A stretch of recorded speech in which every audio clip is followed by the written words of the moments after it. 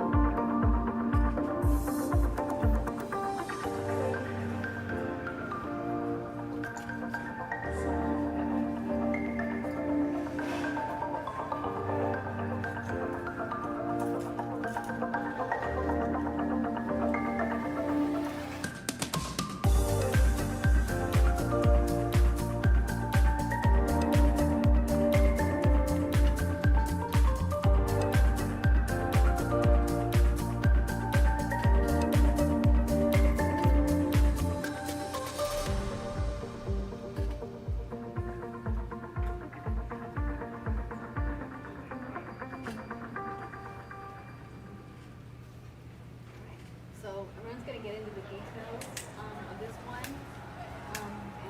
in a few minutes, but it's the dream wall. If you hear us referring to it, and it's a, you know, it's a. Well, you can talk about the details when we get into it. Cool. So our next one. For some reason, I'm not seeing presenter view at all. I'm just seeing a frozen screen, so it's gonna ad-lib it. Sorry about that. Yeah, so this second one is, it's the Portland Airport. So Let me see. I'm not sure. I'm not seeing what's happening, so we'll see.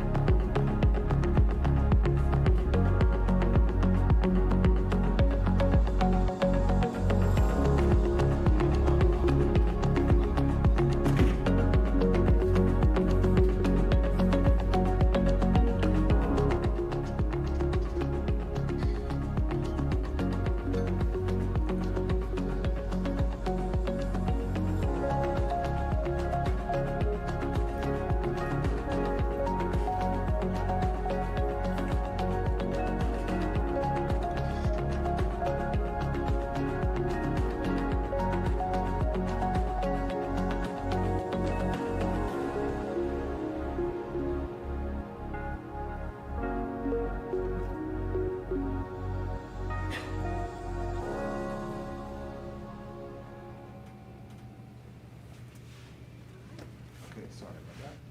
No, I'm gonna no, switch- no I'm gonna- worries. I'm gonna So- get off air for a second, just because I need to change mode. Go. Okay.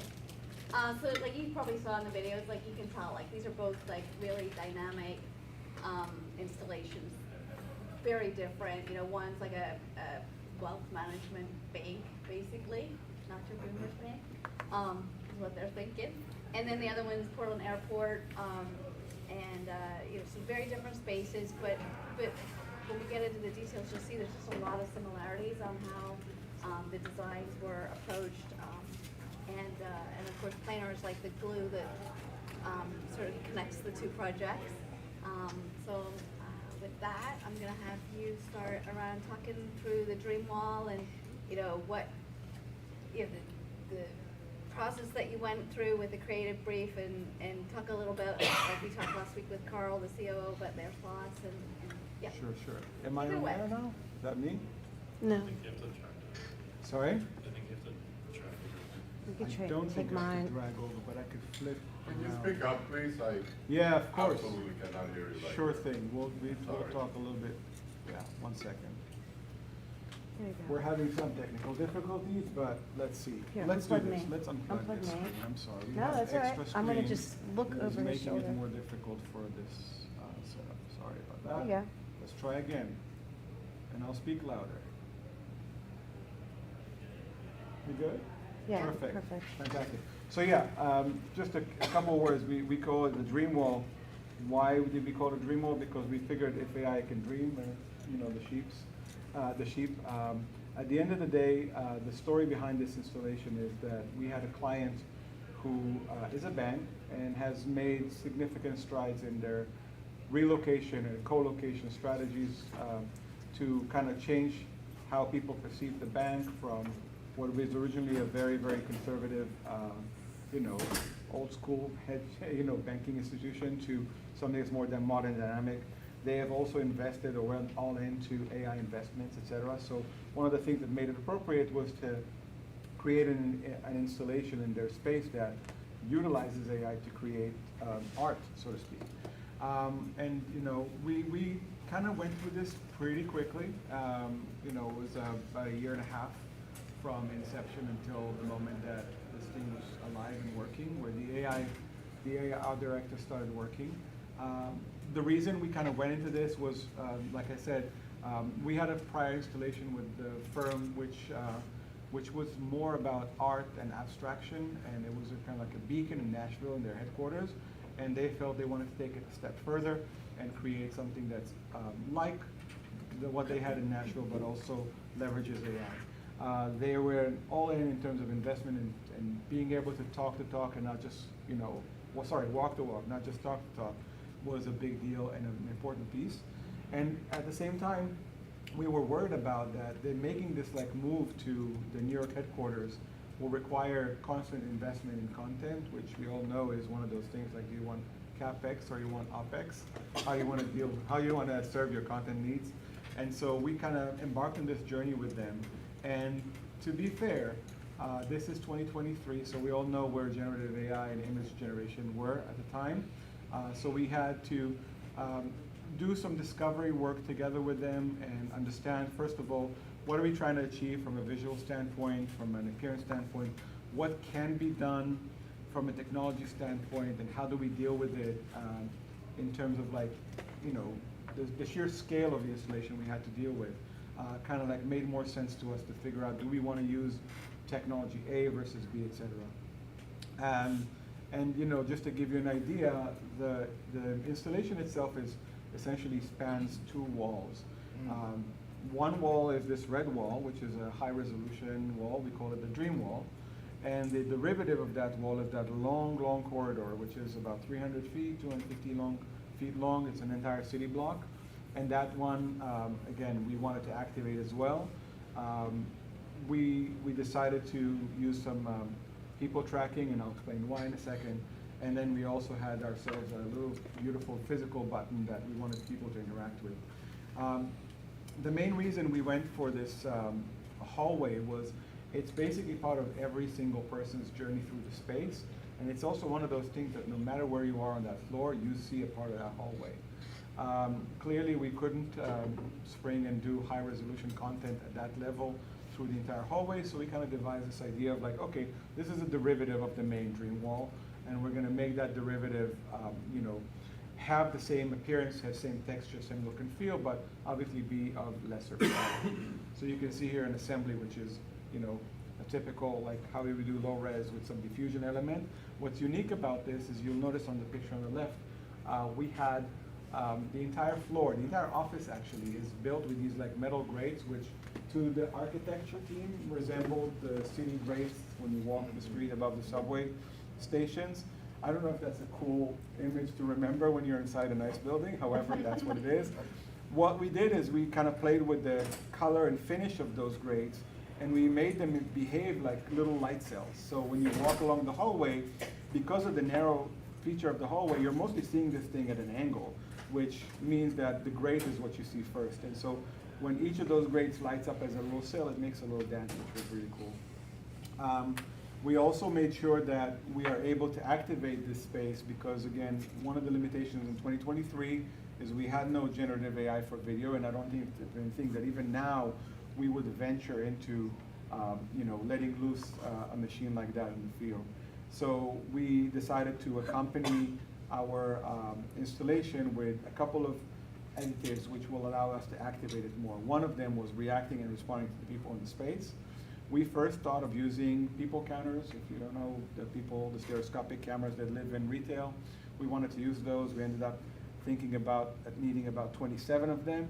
Thankfully, the bank has an investment in a LiDAR firm that just came out with a cool 3D LiDAR, which was very affordable too. I'm happy to recommend it wholeheartedly.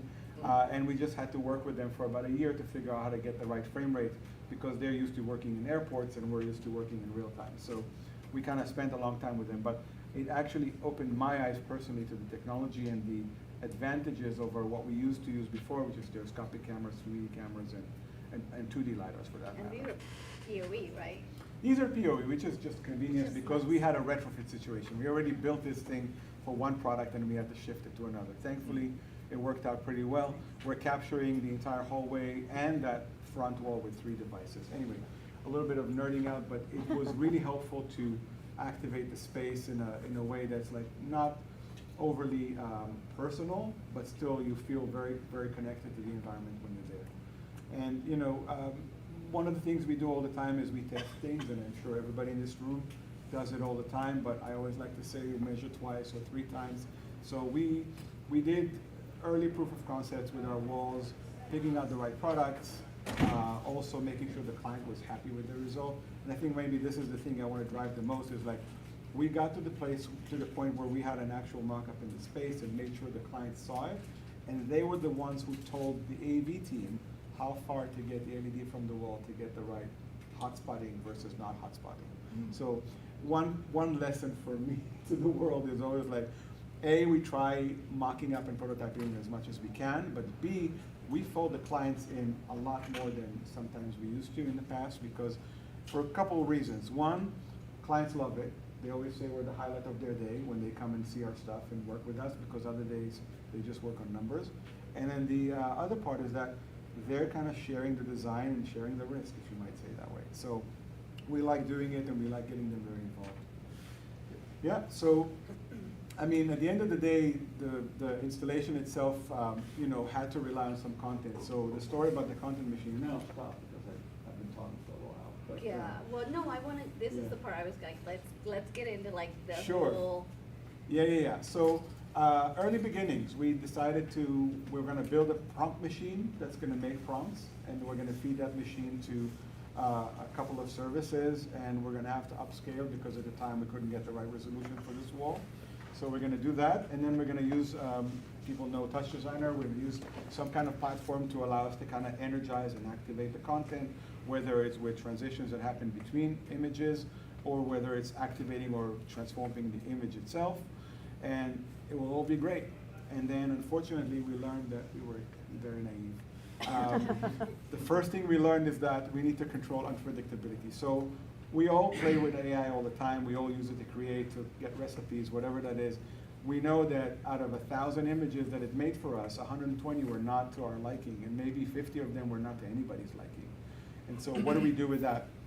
We very quickly learned that it's hard for us to send this machine out to the wild, so we decided to kind of change our thought a little bit more and then say, you know what, we're going to curate it. We're going to use system messages, we're going to use some smart prompting to arrive at what was about 15,000 images, from which our creative director is going to rank some of them. We actually built a portal which allowed the client, our client, to also rank them, so they would go in at their own free time, and there'll be thumbs up, thumbs down. And you know, sometimes the images are very alike from an AI perspective, but something about the texture, something about the visual emotion they created in us was undesirable versus desirable. So that really helped us narrow down to about a list of 1,200, 1,500 images, which we call the parents. Just a few more examples on the things that happen. You can see that we put negative words in our prompt, negative keyword list on our prompts, but we still get people, as you can see on the bottom right. And one of the things we wanted to do is not have any images of humans or animals. Or we like Richard Hamilton as the artist, so we want to borrow his style, but AI at the time thinks that anything with Hamilton is a race car driver. So we end up getting cars for some reason, and we had no idea why. So again, tuning the system prompts, tuning the prompts themselves, and understanding also what, you know, how much freedom we want to give our AI kind of helped us tune things and get to a place where we actually had 100% hit rate with what the client wanted to see and zero on what they didn't want to. I did mention a bit about the fact that we kind of spent some time creating these transforms in Touch Designer. We have an animation that's very subtle that appears on every image all the time. Then we have a transform that happens, which is more predominant, and it basically wipes one content with another, and it starts on this high resolution wall and then goes through the entire hallway, so it's a kind of like a spreading motion. And then we also have the people activator, people responded motion, which is just very exaggerated behavior of the same. So after we had all this kind of like locked down, we started running this thing for, I guess, almost a couple of months. Starting in our studio, then running quickly into the space and working in the actual space, simulating motion. As you can see here, that's basically simulating a person passing by.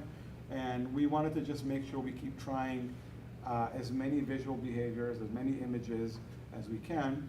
At the same time, having the client in there really helped us, because they say, okay, we want to see images change every 2 minutes, every 3 minutes, etc. So we kind of just kept running and running, and I have hours of movies, because once you see an image, you know you're not going to see it again. So that's really cool. I kept capturing, you know, more and more images. You said like 500 new images a day or something? We're making between 200 to 300 a day. We have no limitation. It's just, you know, they bought enough credits to last them 10 years.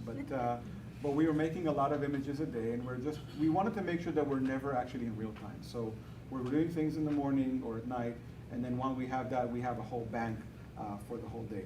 One of the things that we did is we created, so I'm just gonna keep flying through movies while I talk, but we created this like little next button that started off as like an emergency, oh, it's fine, flickering, it's okay. That started off like as an emergency button that says, you know, if the receptionist doesn't like what they see, they should have a button that says next, okay? And then the client said, no, we should give it to everybody. So we actually moved that button, made it a physical, beautiful button, and allowed people to interact with it, or as we say, generated written. I love that. Yeah. I mean, that to me is like the epitome of the fact that they thought about how is this gonna be in a year and in 2 years, like it's gonna continue to be a dynamic surface, so it's fantastic. So, I've spoken. no, you do good, but you left time for Lainey to talk about Portland, and, Yeah. you know, I'm gonna it's skip this slide. both, like, this Dreamwalk project and then the Port of Portland, like, Mhm. airport, like, they're really different Yeah. in a lot of ways, but, and they both really depend on planar, and I wanted you to talk a little bit about that, Sure. like, such different environments, such different applications, how does planar deal with that? Sure. So I think it's really important that when a team comes together with a concept, a design, that they have to bring all those partners in at the same time, and you know, especially the content creators, the technology manufacturers, the LED providers, the architects. We all need to be in unison. So we're looking at one of two very large planar LED video walls in the security point of PDX in Portland Airport. And what's really cool about this airport, and I've been there a bunch of times, is the vibe that's put off is very Oregon or Pacific Northwest. And you can see that from an architecture standpoint, they really captured the essence of the wood. They have, I think, 9 acres of Douglas fir wood on the ceiling, and then they mirrored that on front of the LED video wall. And because they engaged us early, we're not this technology that's sitting on the wall that has no blending in with the ecosystem of the space. So we created cutouts where doors are. We have the panels over the LED, and we just blend in.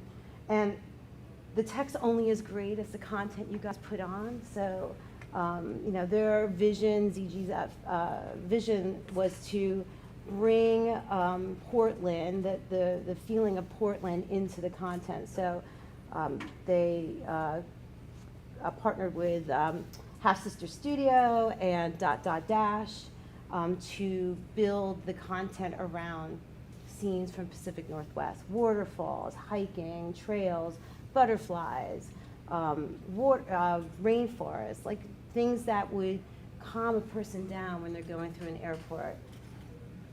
This is all based on or built in Unreal Engine, and they have some data inputs, time of day, weather, and the amount of people in the space. So you have this content that's dynamically created and changing, kind of the same way that's going on at Alliance Bernstein, where if you're in the airport every week, you're not going to see the same content. It's dynamically changing. So if it's raining outside and there's a lot of people in the security checkpoint, you might see these mushrooms pop up and grow because there's a lot of people in the space. Or if it's sunny, you might see a nice sunshine. And it's tracking the time of day. So if the sun's setting in the content generated. And just, it was built for people to just stop and pause and kind of enjoy the journey through the airport and then start their day or end their day. And the technology played a big part of it because we had to really focus on what we needed to do to make the experience well. So whether it's turn the brightness down the LED video wall or test different heat that's coming from the video wall based on certain content so we can tune that down and be more energy efficient. Planar did that with the whole design team. I mean, I think that's a theme actually for both of these installs, as well as the AI and the sort of designing for the next, you know, for day 2 or whatever. Yeah. There was this thought quite a lot of thought that went into like the sort of sustainability aspect, the Mhm. operational aspect of running an installation like that are as large as these, like a city block or an airport. I mean, I know you guys mentioned things like Planar providing the power numbers for every color to the content creator so that they knew Yep. like the cost of the content to run the content. And we are lucky because Laura's here, and you know she happened to work on the Port of Portland project, so she can correct us if we say anything wrong. Did we get Yeah. it right so far? Yeah. Okay, good. But yeah, I mean, I think I think it's really important, the provider that you pick for projects like this. I think you need to look at somebody as a wide portfolio of technology that you can choose from. These are 2 big walls in the space, but there's 8 other 83 feet, 3 feet high walls. That's a totally different product that Planar offers. That doesn't have anything as beautiful as this and just shows boring United Airlines flight numbers, but it still plays an important part in your journey through the airport. Boring yet necessary. Boring yet necessary. And I think that it really goes to the premise of us as designers. We have a major role, and I'm doing shameless plug, I'm sorry. But we have a major role in how our designs live in the wild, and also from a sustainability standpoint. Folks like Planar are doing and have done and are doing the best they can to make the most energy efficient products that will also hopefully dissolve to the ground one day and not require a lot of packaging to get delivered. But we have so much more in our purview, and I'm gonna just wait, there's more. Yeah, I mean, if you look, and again, this is something that I care about passionately, and so I always try to make sure I bring it in front of designers, but there's so many things we can do at every step of the design, and I'll give you just a simple example because it's always happened to me in New York, but like a 60-foot glass atrium or a 20-foot tall ceiling glass floor on the 60th floor of a building, and the client wants to put the energy exactly where the sun hits all day long, right? Yay. And so one of the first things we do to educate is let's do a sunlight study. Let's figure out how much light is hitting. Maybe there's a better wall in here.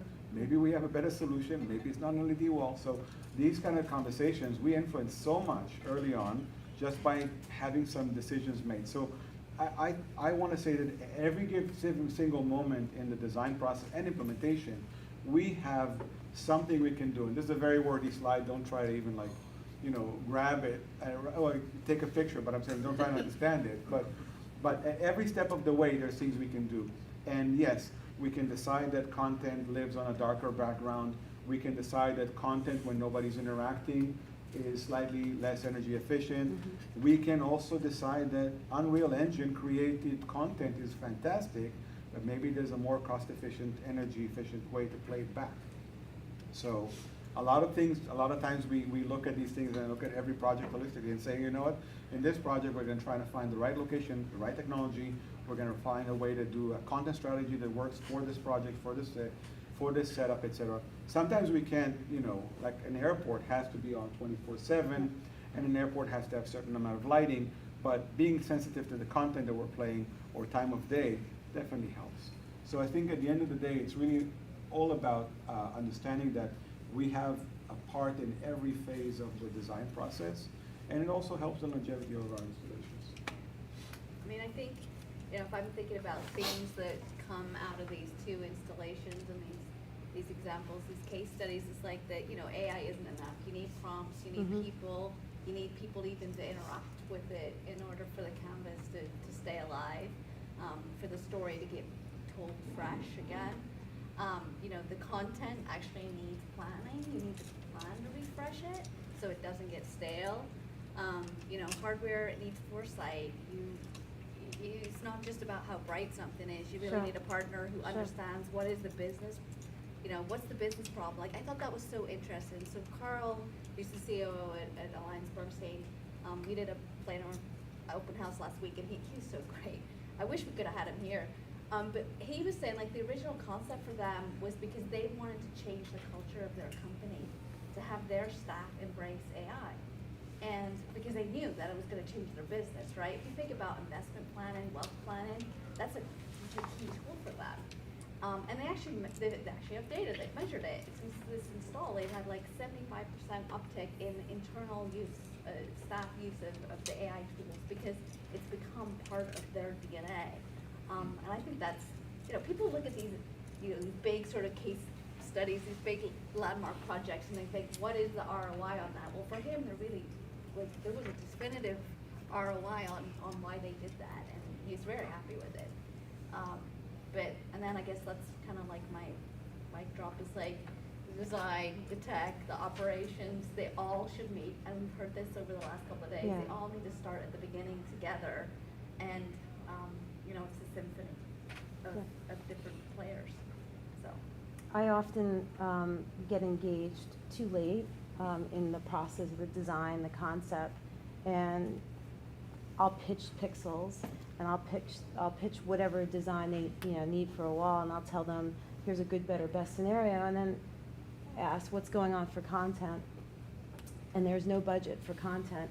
It is more times than I've ever could imagine, and so I always talk about content, and there's content creators that you have to bring in, and when you think about a budget, if you're not budgeting the right amount of money for the content, then that beautiful investment of that video wall that you're getting is going to go stale, like Sam just said, because the content's not fresh, and people start to not look at it.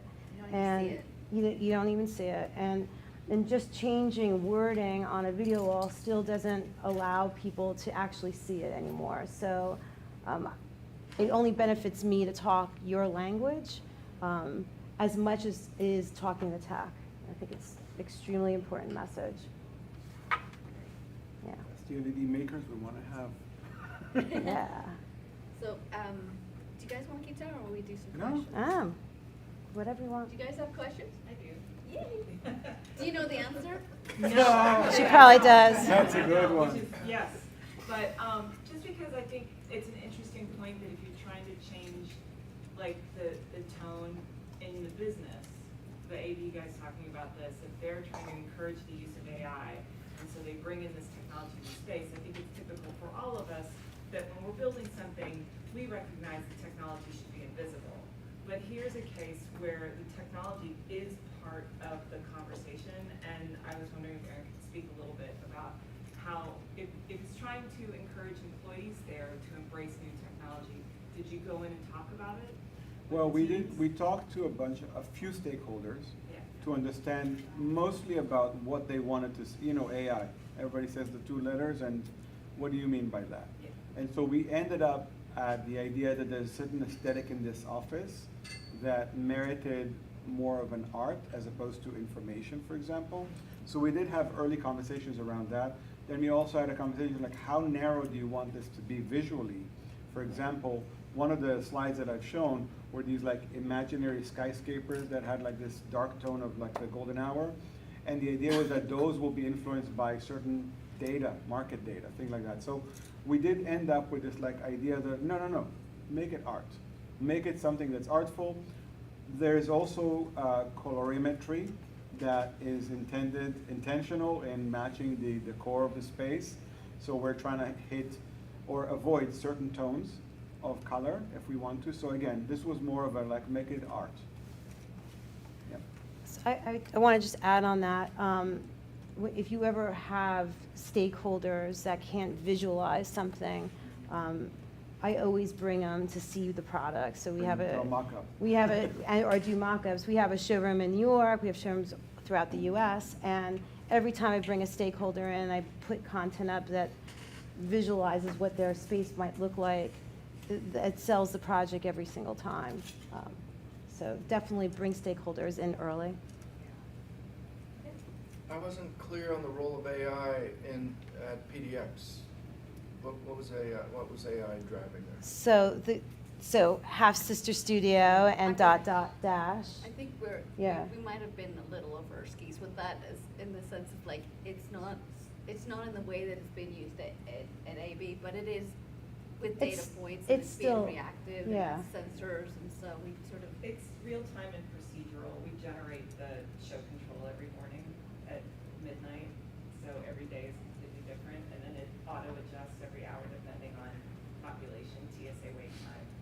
So Okay, it's so- a logic-based system, but it's not AI. It's more like machine selecting, vision, machine learning than it is AI, but we decided to be a little. Sure, okay, so it's selecting the run of show, It's generating But- it, yeah. generating a run of show on pre-canned content. It's all real time. Dynamic data. It's, Okay, It's Unreal, it's real-time Unreal, lots of GPU, lots of watts. So, yeah. Yeah, so you're right, Econis. that's cool. It's fun. No, you can keep that one. I think both of you mentioned that on both of these installations, the content was different all the time. It was never the same twice. I'm curious, conceptually, from a design perspective, why you did that? What was the concept behind it, the content being different all the time? One of the biggest, and I'll speak to Alliance Bernstein, one of the biggest challenges in these types of installations is that you have a finite budget for content mostly. You're not a revenue generating display, so there's no refresh unless someone decides to put another six-figure amount sometime, right? So one of the things that I always say is like CapEx, OpEx. You may want to build a machine that makes content. In this particular situation, it actually works well because you have repeat customers or repeat visitors that are viewing the system again and again every day. And we want to make sure they don't see the same image twice. They will see remnant. Why? One of the things is like the idea that we as people register something, oh, we know it, we ignore it. So if we are setting a tone or a mood in a space, and I'm putting something on the wall that looks like a screen, you are typically interpreting it as such. Now, we try to fool the world by making bigger screens, but people adjust so that over time, you're tuning out these things as well. If you have a way to keep things fresh, first of all, we're not trying to convey information here, so this is not about that. There's no utilitarian purpose to changing the content all the time. But we want to make sure that every time you walk into the space, there's a certain emotion that comes into your heart that is related to the image or visual that you're seeing, and by making it unique or special every time, we're also helping it keep, in your mind, keep something that you're keeping aware of or alert to. So I can't give you a quantitative reason. None of this is quantitative. This is a very expensive art piece, right? It's more about making sure that the space is always alive and fresh. I don't know if you use the term too much, but fresh. the space is always interesting to you as a viewer, and you're taking it in. You're making such an investment in the display technology that's in that space, and honestly, the beauty of LED is the colors that you can represent. And so when you change the content, you're just changing the feeling you're getting in that space. In traditional corporate spaces or traditional higher ed spaces that I work with, I always talk about if you can't afford an AI-generated, algorithm-generated content strategy, to go through a subscription model, find a content creator that will sell it to you, refresh content in a subscription model, change the budget where it's coming from, but always keep it fresh. Or, by the way, one way to do it is deconstruct your content into pieces, Yeah. and then you can only change certain pieces. So you can invest a lot in your evergreen backgrounds, and then you can layer certain things in front of them that do change. So a lot of times compositing and templating, and I know these are boring words, but a lot of times those help in creating a feeling of like renewal in the content without actually investing in it as much. I appreciate you hopping off that question. There's so many sustainability studies that you do, and studies about, the space itself. I'm kind of curious on something you said about how after a while people start to ignore it. This looks like it's more of like a public space within the office, but if it's always something new on such a large display, was there a productivity study? Does it actually affect productivity to a point when it's always They have something not, new? Like, how do no. you distracted by that? We didn't, yeah, we don't have those metrics because we didn't even put in place those metrics. The metrics that the client had Yeah. and was very happy with was office attendance.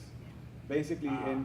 yeah, they've moved from And I know some people here might be like, we can't work without being together in the same room, but they've moved from like 1 day a week to 3 or 4 days a week. 3 days a week is the standard now for them. So for them, that's huge. Because when you invest so much money in these spaces, as many firms do, one of the reasons you're doing it is so people can be together. So that's a metric.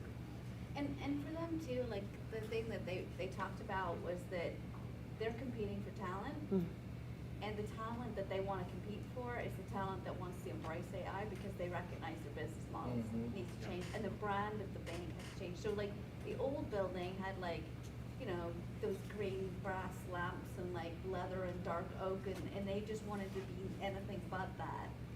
And it was just such a huge, I don't know, I had such admiration. I never thought of an investment bank like caring about stuff like that, but I mean, it comes down to the bottom line. They want to recruit the best people, the best minds. They want to have the coolest office space, and people want to come to it. And you know, you listen to Carl, I see. Yeah, I did. I thought it was No, it's important. One of the things that I remind myself of that they said is that they pulled 250 executives out of offices into open space. Yeah. And I know it's not something that folks here have to deal with normally, but as architecture firms, that is the thing. It's like, how do you basically get more people in less spaces and don't make them feel like they're part of a mill? Yeah. And so, and I'm really abstracting this, but that is also a metric for them. Being able to keep executives in open space with their teams and have them enjoy the day is an achievement. Yeah. Regarding the LiDAR tracking, I mean, just for a little bit of context, I've been dealing with this question for the last 30 years or so. I was actually part of the team that did the first LiDAR integration with Flash Designer in the early 2010s. And I hope you don't take this the wrong way, because this is something that I've been struggling with for a long time, and so I want your honest opinion about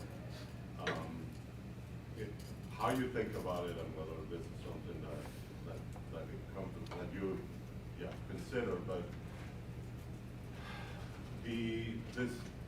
this interactivity that happens when you motion track humans in front of a display that's reactive to their motion, which is, you know, it's become part and parcel of our industry and the kinds of things that we sell clients.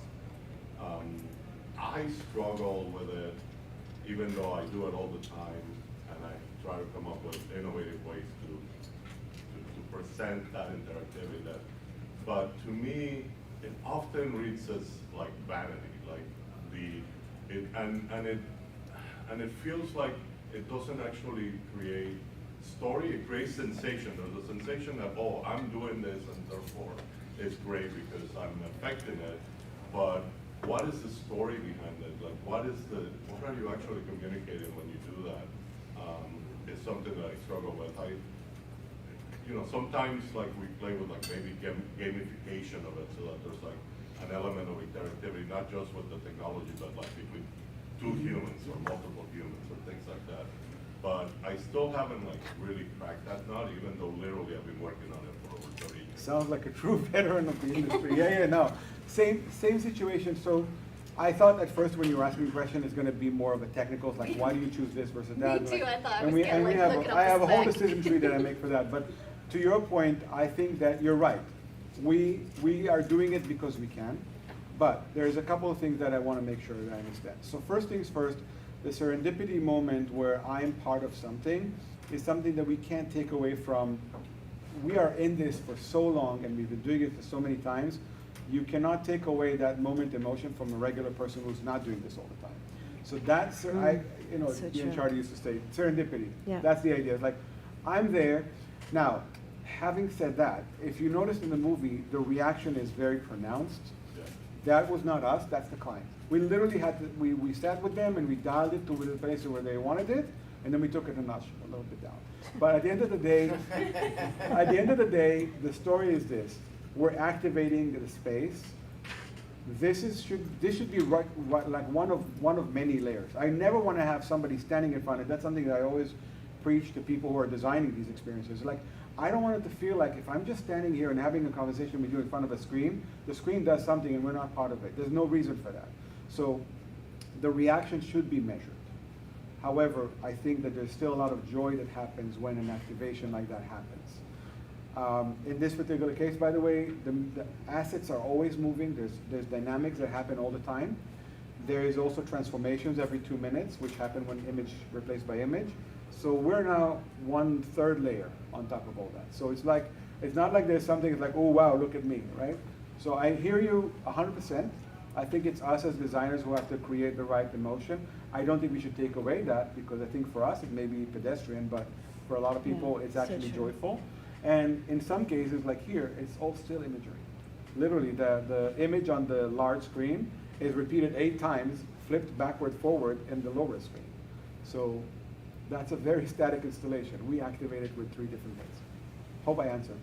It's Yeah, no, I an think important question, I and it's a don't know that design there's one question. answer, and I think that's a, No, it's I an think ongoing but conversation. I agree. I think it's a design Yeah. question. I think it's a design question, but I want to say that the premise of this is not lost on people. They like it. Okay. No, I always see joy, like, for sure. I just always question, like, are we just... Is it only because we can? Yeah, are we playing on people's vanity? Are we playing on people's just, like, ability to say, Sometimes oh, I we did affected we did a project in Moody Center, which is mostly, in that particular location is mostly families. And you should see the joy in kids when Yeah, parents of pick course. them up and they transform. Or we did a project for Delos, which is a company that was, basically owns the well standard. And there is an elevator that gets you between 2 floors, but there's also staircase. There's a little reward if you go down the staircase. So people just walk down the staircase to get that That's reward, great. and again, wellness. So Yeah. sometimes you can find even like. No expectation for that, Yeah. like, story behind it. No, I know. I know that you guys are creating emotion and not trying to tell a story in this particular context, and I'm not challenging what you did. No, it's okay. It's just something that I struggle with, because sometimes I just honestly feel like I'm just playing on people's vanity. Like, people just like to know that they're affecting the thing, and therefore they do it, and it's enjoyable, but to me, I wanted to have more depth. I wanted to have some meaning. I wanted to create some actual narrative, whatever, even if it's very abstract or, whatever. So I'm gonna cut you off because we're gonna almost out of time. We have another question, but that sounds like a great topic to have over a drink. Yes. Like a Or philosophical two. discussion. So save that, think about that, and then you had a question, and then we'll Oh, wrap up. I do. I'm gonna find you. I'm gonna have a question. Open and straight. This shifts focus, so feel free to disregard it. But I'm really curious for your mid-market and your strategic and enterprise clients. Like, what level of accessibility are they also asking for right now? And is it a much different landscape, because we can put so many different types of LED and technology in front of them? So are you seeing the same level of ADA accessibility questions coming up, or are they thinking broader? Like, is that even a question that gets proposed at an enterprise level? At designing exhibits which interact directly with the human, Yeah. we bring it as a question. It's like, what does it look like for somebody who doesn't have the dexterity to operate this? So I think that when there's interaction involved, definitely. Obviously, this is for the seeing, and this is for people who are moving about the space. Wheelchair accessibility does not affect the enjoyment of this. We're not tracking your skeleton or anything like that. So to your point, I think we should ask the question all the time. We do ask it when there's interaction between a person. Museum exhibits are an example, Yeah. right? What's my journey as a person in a wheelchair? What's my journey as a person not seeing, not hearing, and not able to operate things with dexterity? Sorry, Yeah. best I can offer. Yeah. No, it's a good question. Actually, Yeah. I don't know if you know I this mean- Planar history, but when Planar first got into digital signage in, 2012 or something, Yeah. the one thing they did that no one else did at the time is they made, it was back in tiled LCD days, and they made a map for these tiled LCDs that was less than 4 inches thick, Yeah. so that they could comply with ADA. They were the only ones that did it. We They still do. designed a video wall entirely differently. They put the power and the video processor in a rack, so far from the wall, not behind the panels. And it was solely so they could make it thin enough to make it ADA compliant. And we can also add touch frames around the LED wall. And so we always talk about, well, if we're adding a touch frame, who's going to be able to touch it? And we talk about, that's where the engineering specifications come in, where we do the drawings, make sure that everyone knows above floor, X amount where the video wall is going to start, and here's the touch frame, and then the depth of the wall. We're always ADA compliant unless there's really a custom mount, and that adds depth, and then we're very transparent about that. I was actually surprised to know that the Europeans don't have a standard for these things. Oh, they don't? No. No. But they do have something which is a lot more holistic and says the experience of a person of disability has to be maintained. So you got to think what it means. We're not prescribing it's 4 inches, 3 inches, 7 feet high, 18 inches. You think about what it means and you do it. So in a way, it forces us to think even more. That's nice. It's a great place to stop. Yeah. Thank you, guys.